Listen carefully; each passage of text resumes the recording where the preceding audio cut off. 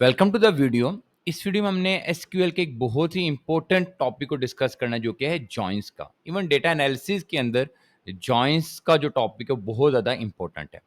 Basically हम पहले समझ लेते हैं कि जॉइंस होते क्या हैं, फिर हम उसके बाद डिस्कस कर लेते हैं जॉइंस की टाइप्स कौन कौन सी होती हैं। आपके पास अगर टू टेबल्स हैं और अगर आप उन दोनों टेबल्स को मिला के एक सिंगल टेबल की फॉर्म में देखना चाह रहे हैं तो आपको यूज करने पड़ेंगे जॉइंस। अब जॉइंस की काफी सारी टाइप्स हैं, like inner join, outer join, left join, right join, self join, cross join और इस तरह जॉइंस की काफी सारी टाइप्स हैं। इस वीडियो में हमने सिंपली इनर जॉइन को डिस्कस करना है, देन फिर हम फर्दर वीडियोस में एक ही वीडियो में मल्टीपल जॉइंस को भी क्या कर लेंगे, डिस्कस कर लेंगे। तो उससे पहले मैं ये करूंगा कि हम अपने डेटाबेस के अंदर टू न्यू टेबल्स ऐड करेंगे। एक टेबल को नाम दे रहा हूं मैं टेबल 1 का।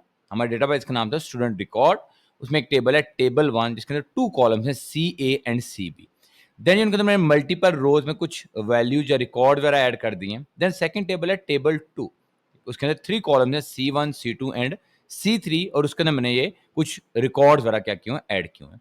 तो हम सबसे पहले इन टेबल्स को देख लेते हैं। लाइक मैं लिखता हूँ सिलेक्ट स्टैटिक फ्रॉम टेबल 1, तो ये हमारा फर्स्ट टेबल हो गया। Then select static from table 2, तो ये देख लें, ये हमारा फर्स्ट टेबल आपको नजर आ रहा है। इसमें 7 रिकॉर्ड्स हैं एंड 2 कॉलम्स हैं। 7 रिकॉर्ड में ये 1 2 2 3 4 5 एंड नल। इसी तरीके से जो हमारे पास सेकंड टेबल है उसके अंदर भी आप देख सकते हैं ऑलमोस्ट 9 रिकॉर्ड्स अवेलेबल है।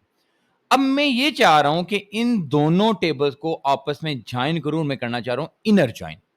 अब इनर जॉइन कैसे काम करता है? इनर जॉइन ये करता है कि जिस कॉलम के ऊपर हमें जब ज्वाइन करना होता है ना, तो हम किसी स्पेसिफिक कॉलम के ऊपर दोनों को ज्वाइन करते हैं, उनमें से जो जो सेम है दोनों में, यानी कि इनर जॉइन के नतीजे में हमें सिर्फ वही रिकॉर्ड्स मिलेंगे जो दोनों कॉलम्स में सेम होंगे। सारा सारा रिकॉर्ड सेम होना जरूरी नहीं, बल्कि जिस कॉलम के ऊपर ज्वाइन करें। लाइक हम ज्वाइन करेंगे सी ए और C1 के ऊपर, तो अब लाइक देखें, C1 में भी 1 है, CA में इस टेबल 1 में भी 1 है एंड C1 में भी 1 है, तो ये ज्वाइन हो जाएगा।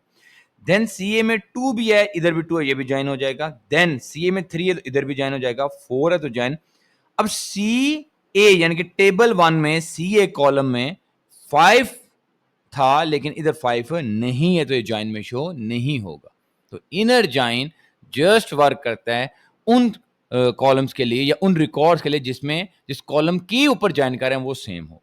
तो मैं लिखता हूं इस चीज को, तो आपने लिखना कैसे है, सिलेक्ट स्टैटिक।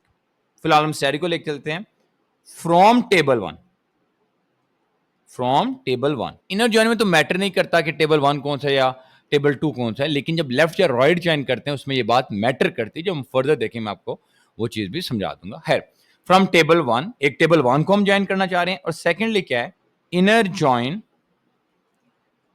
आपने देन यहां पे लिख देना है टेबल 2, जिस टेबल के साथ ज्वाइन करना चाह रहे हैं। और यहां पे ऑन में आपने क्या लिखना है कि उस कॉलम का नाम, लाइक मैं करता हूं टेबल 1 डॉट, टेबल 1 में किसके ऊपर करना चाह रहे थे, CA is equal to table 2 dot C1। अगर इसको अब एग्जीक्यूट कर लें तो ये देखें, ये हमारे पास आउटपुट आ गया। अच्छा, अगर हम इसको डिटेल में थोड़ा सा मैं इसके साथ ये भी आउटपुट दिखा देता हूं, आपको समझने में आसानी होता कि ये देखें। अब बेसिकली देखें CA और C1, अब CA में एक दफा 1 है, लेकिन ये जो कॉलम 2 आपके पास टेबल 2 है, इसमें C1 में 2 टाइम 1 है, तो ये रिकॉर्ड 2 टाइम्स आएगा। एक दफा आएगा 1AA 1AABB, ये आ जाएगा। एक दफा आएगा 1AA then 1CC and DD आपके पास, तो ये नजर आ रहा है। देखें 1AA 2 टाइम्स आएगा क्योंकि दोनों में टाइम सेम है, लेकिन यहां पर 2 टाइम्स आपके पास 1AABB आएगा एंड 1 टाइम 1CCDD आएगा। अब 2 यहां पे भी 2 टाइम्स है और यहां पर भी 2 टाइम्स है, यानी कि टोटल 4 टाइम्स आएगा। देखें कैसे, फर्स्टली आपने 2BB के साथ इन दोनों को एक दफा लिखना है, देन 2C के साथ इनको एक एक दफा लिखना है, तो कितनी दफा हो जाएगा, 4 टाइम्स टोटल। अच्छा, देन 3B है, इस तरीके 3B यहां पे 2 टाइम है, वहां पे 2 टाइम, ये भी 2 टाइम्स आ जाएगा। 4 जहां पे 1 टाइम है, यहां पे 2 टाइम, तो वो भी 2 टाइम्स आ जाएगा। अच्छा, 5 इधर था लेकिन इधर नहीं था, तो इनर ज्वाइन इसको ज्वाइन नहीं करेगा क्योंकि ये कॉमन सेम नहीं है, इक्वल नहीं है।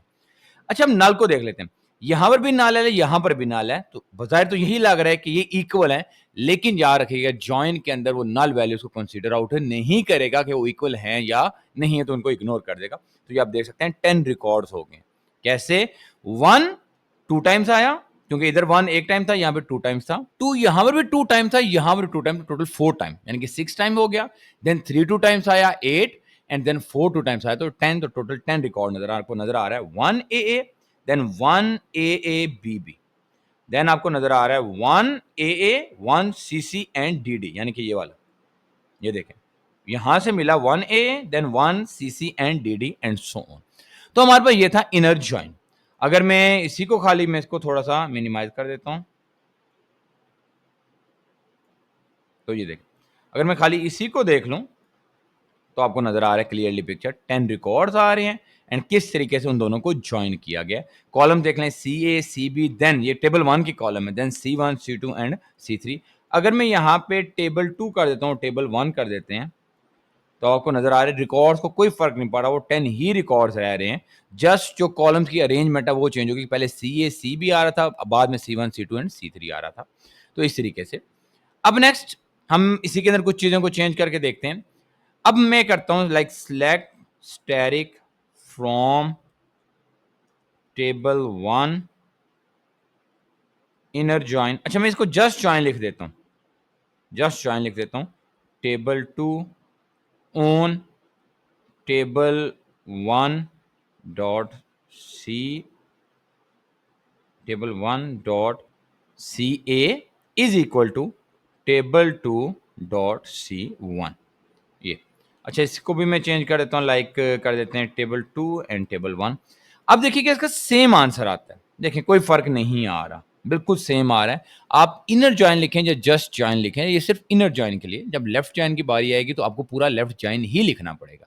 इनर जॉइन लिखें या जॉइन लिखें, इससे कोई फर्क नहीं पड़ता, लेकिन कॉमनली इनर जॉइन लिखा जाता है ताकि डिफरेंस रहे, याद रखने में आसानी हो कि लेफ्ट जॉइन राइट जॉइन सारी अलग अलग टाइप्स हैं। अच्छा, अब एक और चीज होती है, मैं इसी को कॉपी कर लेता हूं, और वो ये होता है कि मैं सिलेक्ट स्टैटिक नहीं करना चाह रहा, बल्कि कुछ सिलेक्टेड कॉलम देखना चाह रहा हूं, तो मैं लिखूंगा टेबल 1 डॉट, जो भी कॉलम देखना चाह रहे हैं, मैं देखना चाह रहा हूं CA, एंड टेबल 2 का मैं देखना चाह रहा हूं जस्ट C3। तो इसमें कोई प्रॉब्लम नहीं है, आप सिलेक्टेड कॉलम्स को भी डिस्प्ले करा सकते हैं। तो आपको सिर्फ CA और C3 नजर आ रहा है। जो मिस्टेक की जाती है वो लिखा जाता है डायरेक्ट CA या C3, बट तो आप लोगों ने वो काम नहीं करना, आपने टेबल 1 डॉट जो कॉलम करना है टेबल 2। अच्छा, इस काम के लिए एक आसान वे भी है, वो जेनेरिकली है, वो है एलिसिंग की। फ्रॉम टेबल 1 में इसको लिख देता हूं A एंड इसको लिख देता हूं B। अब मुझे यहां पे टेबल 1 लिखने की जरूरत नहीं, मैं लिखूंगा simply A dot C and यहां पे लिख दूंगा B डॉट C। तरीके से यहां पे भी लिख दूंगा A एंड यहां पे भी B लिख दूंगा। तो अब देखिएगा स्टिल वो सेम रिजल्ट प्रोड्यूस करेगा, कोई फर्क नहीं होगा। तो ये एलिसिंग भी की जाती है इन शॉर्ट वे में। देखें, टेबल 1 डॉट ए नहीं करना, आपने जस्ट स्पेस के साथ ए कर देना है, टेबल 2 स्पेस बी, देन जहां जहां पे आपने टेबल 1 टेबल 2 लिखना, लाइक यहां पे लिखते थे टेबल 1 डॉट सी ए, तो आपने टेबल 1 नहीं लिखना बल्कि ए डॉट सी ए लिख, जिसने आपने उसकी एलिसिंग की हुई है। तो ये हमारे पास इनर जॉइन। अब जो नेक्स्ट वीडियोस होंगे, मैं जस्ट थोड़ा सा उनको तेज से लेके चलेंगे कि left join, right join, outer join वगैरह, इनको थोड़ा सा रश आउट करेंगे, और उसके बाद हम कुछ और सेल्फ जॉइन वगैरह को भी देखेंगे, क्रॉस जॉइन वगैरह को भी देखेंगे। तो अगर आपको कोई भी प्रॉब्लम आ रही है इस वीडियो में, या जॉइन समझने में कोई प्रॉब्लम आ रही है, तो मुझे जरूर कमेंट सेक्शन में बताइएगा। Thank you.